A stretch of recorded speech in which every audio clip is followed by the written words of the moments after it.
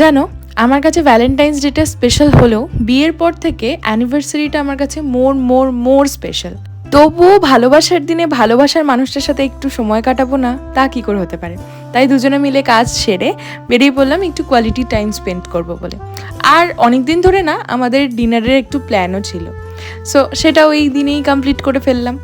চলে গেলাম চা খেতে বিশ্ববাংলার ওখানে, অনেকটা লং ড্রাইভ করে। আর আমি কোথাও যাব, আমার বাহন সামনে আসবে না, তা কি করে হতে পারে। দেখো চলে এসছে বিস্কিট খেতে, নাও ওকে বিস্কিট খাওয়ালাম। দেন সৈকতবাবু আমার সামনেই আমাকে নিয়ে চলে গেল রোজ কিনতে। কি আর বলবো, বিয়ের আগে সব সারপ্রাইজ দিত, বাট বিয়ের পর সারপ্রাইজ বলে আর কিছু হয় না। আজ কিছু করি আর না করি, আমরা মনের সুখে প্রচুর গল্প করেছি, অনেক কথা শেয়ার করেছি, দুজন দুজনকে অনেক অ্যাডভাইস দিয়েছি, অনেক প্ল্যানিং করেছি।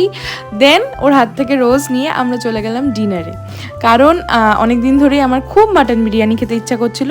আমি ভেবেই রেখেছিলাম যদি ভ্যালেন্টাইনে কোথাও যাই তো আমি আমিনিয়াতে গিয়ে মাটন বিরিয়ানি খাবো। তো যাই হোক চলে গেলাম আমিনিয়া, আর ফুল প্যাক ছিল, মানে ভাবতে পারবেন 8 থেকে 80 সবাই চলে গেছে আমিনিয়াতে বিরিয়ানি খেতে। একটু নেচেও নিলাম খাবার দাবার অর্ডার করে খাবারের অপেক্ষায়। আর সৈকতকে কটা ফটো তুলে দিলাম, আমি নিজেও কটা ফটোশ্যুট করলাম। দেন আমাদের খাবার চলে আসলো, চিকেন তান্দুরি আর mutton biryani, onion salad. So খাওয়া দাওয়া সেরে টাটা বাই বাই করে আমরা বাড়ি চলে আসলাম। এইভাবেই আমাদের ভ্যালেন্টাইন ডে কাটলো, খুব ভালো, খুব স্পেশাল। তোমাদের ভ্যালেন্টাইন ডে কীরকমভাবে কেটেছে অবশ্যই কিন্তু কমেন্ট করে জানাতে ভুলো না। টাটা, দেখা হবে নেক্সট কোনো একটা ব্লগে। টাটা।